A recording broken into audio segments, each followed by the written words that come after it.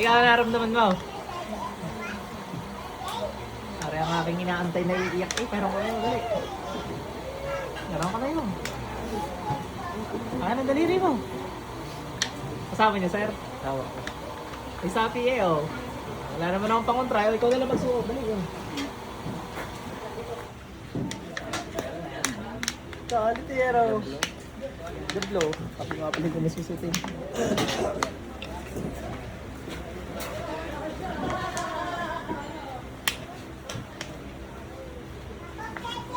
Sabihin na daya. Kami na lang.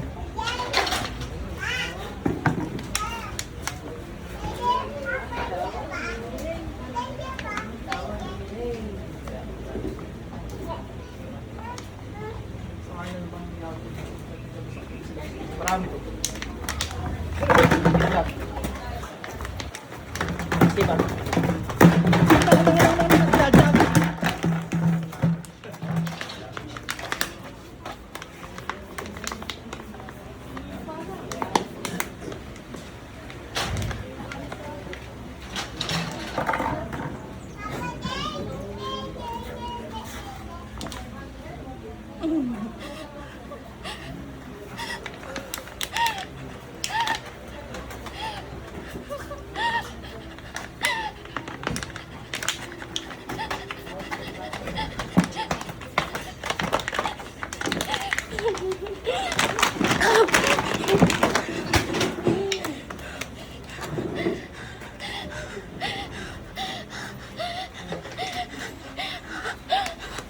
Hawak.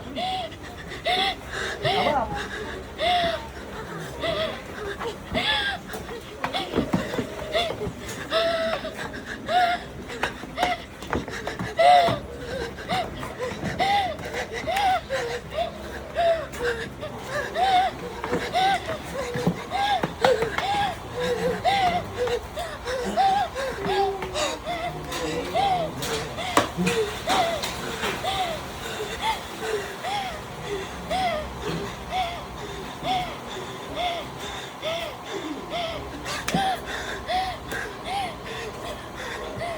Busong buhok mo.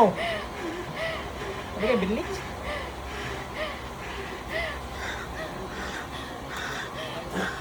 Wala ito ba? Okay lang?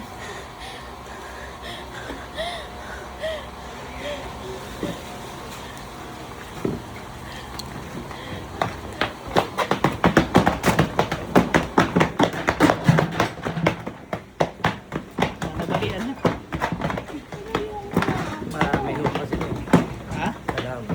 Ganyan lagi yan? Hindi, ito yung pinakahuli namin. Ganyan nga lagi siya pag anong sinasapian.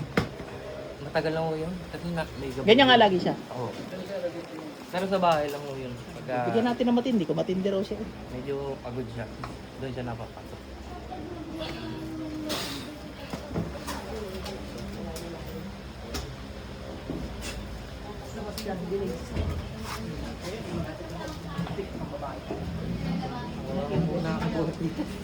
Ha? Wala nang ayaw ko sa pwede ako ito.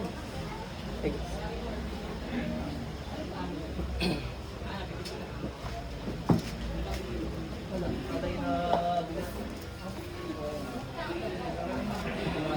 big weight eh. Pala nahigaan tayo din yan.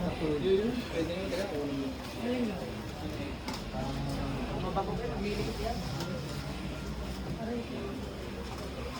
Higaan muna natin, baka mabagok. Bililikot kasi yan.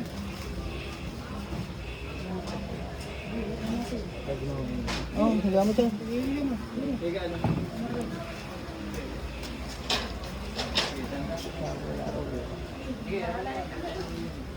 Dito na, pag-cross legs mo na ang paa.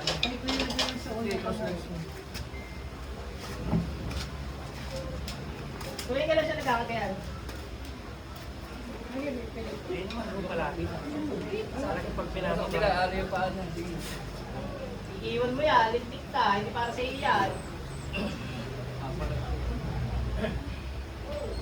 Kaya ano sa balita? Tuon mo yung balita. Ilan ang Tuon mo yung balita. nagsukari nung ginagawa ko. Hindi ko na gusto din nila itong gawa. Hindi, pag ginagawa ka. Ako. Dapat patay naman. Nagigilis. Ano yung pinakamuli? Hindi ko to dinala doon. Gawa ng dito. Ayaw na. Sinabi na. Ayaw mo, Diyos. Ha? Ayaw mo ka, Diyos. Ayaw mo Diyos na nasa langit. Ano, tayo mo dyan. Isan mo ang babae ito, hindi para sa iyo ito.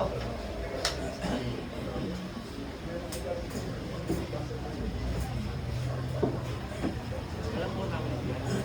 Nakikita naman ako. Alam mo, napapala ka sa bawasan.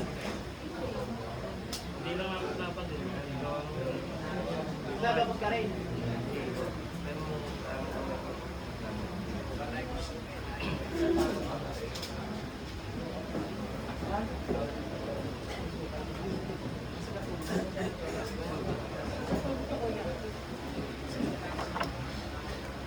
hindi lang ako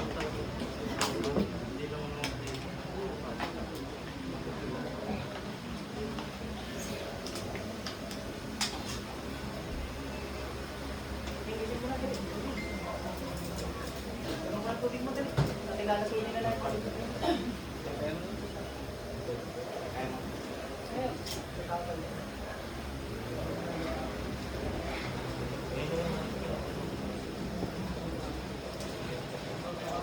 Ting, tayo, dali. Tayo, tayo, Ting. Ay, may siro po. Dali na. yung balang kayo. Kaya ikaw, ha? Kaya Laging sinasalita yung yan ang ano. sila pa yung bugal. Ano ang tubig mo dali? Busin mo yan ha. May gusto yan dyan.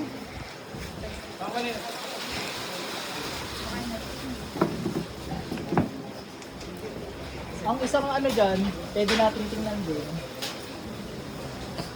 Baka mental health issue meron din. Baka kailangan Anxiety po siya, pero magpa-psychiatrist.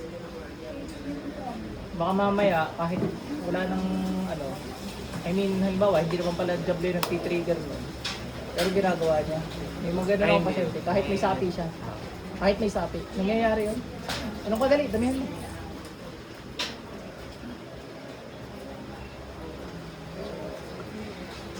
Neng, balik.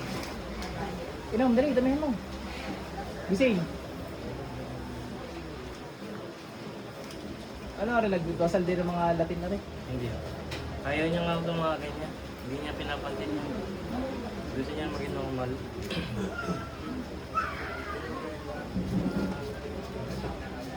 Gusto mo mo. Neng, inom ang tubig, dali. Gising. Patikin mo, sa balik ko. Kasi ko to. Meron ko to. Wala eh, hindi na sapi yung ganyan eh. Dawa ko yung sapi, na nakakausap natin ngayon. Kahit gano'ng kalakas yan, pag tinawag mong may katawan, babalik at babalik. Kasi katawan niya yun eh. Yan, isa na yan. Ang palagay ko. Pero ito, kung ito yung nagsusuka dati nung inyong ginagamot, may sapi din talaga. Nangyayari yan, sabay. Nanginom yung tubig, dali. Alam kong ikaw yan. Inom. Marami kang problema, marami kang problema. Silinda. Marami kang problema. Ayun.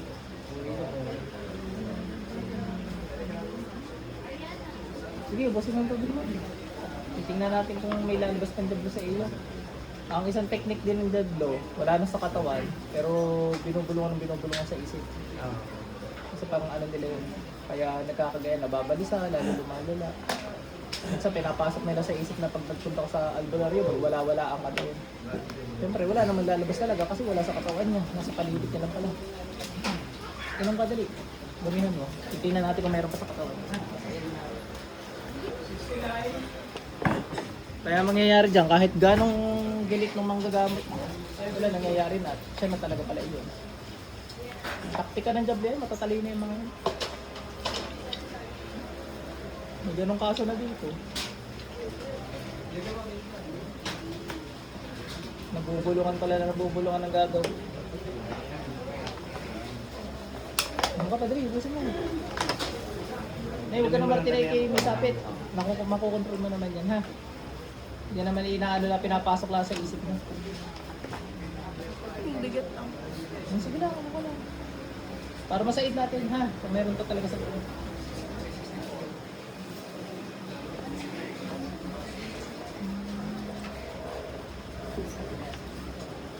Mawawala lang yan sa isay. Kung aking iipitan ng iipitan, magsusugat lang yan.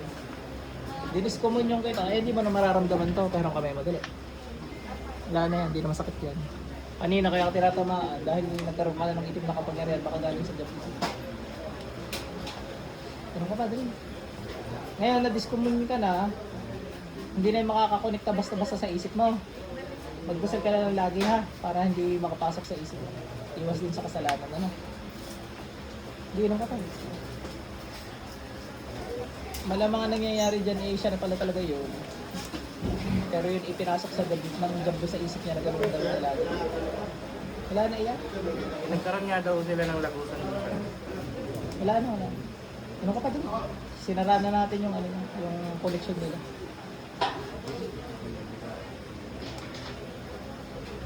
Ang maganda, madala niyo sa psychiatrist. Nay, magpa-psychiatrist ka kung ikay nababalis ako nagkaka-anxiety ha. Kailangan yun. Ba't na ba? Like, Meron ka talaga. Minsan kasi yung mga may ganyan na tao, sila yung mga target ng demonyo.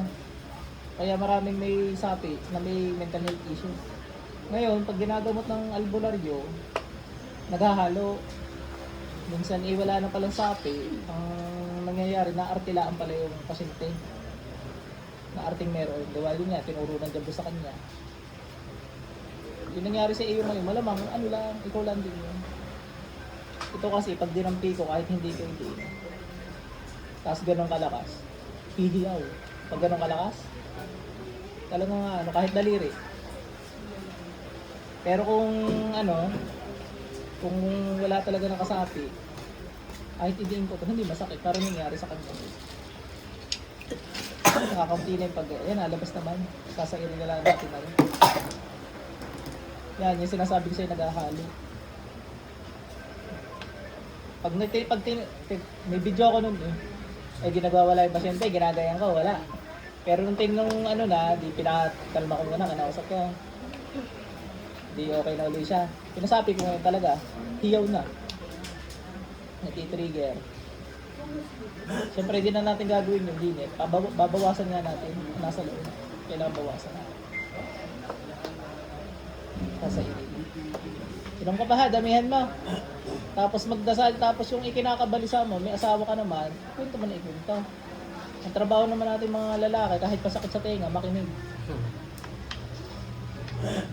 Yun na talaga, papakinggan natin ang papakinggan. Umuko ka talaga na mo. Lagi naman ako kami nag-uusap. Hindi naman mag-o-open yung basta-basta. Kailangan niya ano talaga yung pag-uusapan lahat. May problema yan. Hindi ka naman yata ng chichik sir, ano? Oh, hindi naman pala madami. Ano pa pinakabalisa mo? Hindi, pag simula kasi pagkabata, kailangan ma-address eh. Ano nangyari sa'yo ng 12 years old? Alam ko na, magkakwento. Kalimutan mo na yun, ha? Kalimutan mo na. May bagong buhay ka na, may asawa ka na nga. Para hindi ka pasukin din ng mga jablong yan. Kasi yan, hanggat hindi mo nilelet go, paulit-ulit yan. Kalimutan mo na yun, ha? Naiyak kasi yan. Hindi, kailangan talaga. Kasi kung hindi mo i-let go nga, paulit-ulit yan na bubuloy ko ulit ng jablo, bubulungan ka, maapektuhan ka, papasok ulit sa iyo. Ngayon, kung lalakasan mo pananampalataya mo sa Diyos, magtitiwala ka sa Kanya. Wala yun.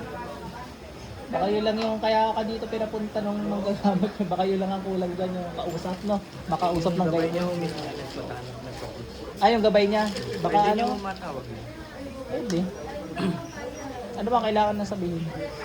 Kung bakit niya ako pinapunta dito. Baka yan nga, yung makausap siya ng ganyan. Minsan yan ang kulang sa pasyente. Kaya kahit papaano, kahit kumain ng oras, pag nakita ko may mental health issue, kinakausap ko ng kinakausap. Yung ibang pasyente naman, pag nakita kong okay, alis agad. Eh okay, magtatampo kasi hindi nyo naman kailangan. Ano? Alam din mo ano na ano, siya rin yung nagsasabi sa akin sa katawan niya na yung depression niya sumasabay. Isang kinakapusin ko. Alam naman pala ninyo meron. Hindi, mawawala na yan. Makakapag-open na yun. Tama, napapaiyak na nga. Nalilit doon yan eh. I-ano mo na yun ha. Kakalimutan mo at may bagong buhay ka na. Huwag ka na mag-focus sa nakaraan ha. Focus mo yung ngayon. Wag din yung hinaharap. Kasi pag masyado ka nag-focus sa hinaharap, wala na.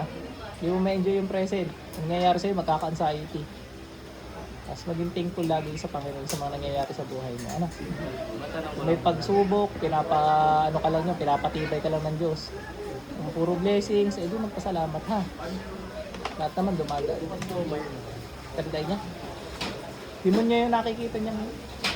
Basta ikaw ay nagtanong ko bukas ang third eye mo, automatic sarado yan. Ngayon kung may nakikita ka mga ani-ani yun ay demonyo nasa katawan. Ganun kasi yun. Demonyo nasa katawan niya. No? Yun yung pinakasimpleng explanation nun. Kasi kung bukas ang third eye niya, pag lumingon niya sa taas, marami siya makikita mga puti. Dito sa likod ko, makikita niya dapat yung mga nakapalibot sa akin. Parang last year pa po ako wala na. Wala na. Nabawasan na kasi kakagamot niyo. Yun ay mga demonyo nakikita mo yun. Anino? Minsan po kasi tumutulong din ako mag last year po mas malakas yun. Hindi. Pag ikaw ay tumutulong manggamot kasi, depende rin kasi sa manggagamot. Minsan, nanlilin lang yung mga jablo. Nakikitulong lang. Tinitiis nila yung aura ng manggagamot. Kung purong puti yung manggagamot. Tinitiis nila yung aura para lang makapagpanggap. Ibig sabihin, kakagawa nila nun, hindi ka nila mapapagkawala na may jablo sa loob.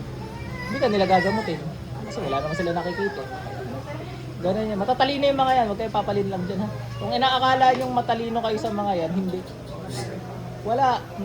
Kaya ang pinakamaganda, obserbasyon at humingi ng gabay sa taas. Kasi yung nasa taas mismo magsasabi sa iyo ng ginagawa nila. Gagabayan ka ng Diyos. Para hindi ka malinlang. Kasi kung tao din lang, kaya nila linlang lang. Anghel nga na perpekto, nalinlang nila. Tayo pa kayong tao, hindi tayo perpekto. Hinga mo na at ubusin mo yung tubig mo yan ha. Tapos yung sinabi ko sa iyo, hiya mo na yun ha. Iyan mo na. Huwag mo nang balik-balikan yun ha.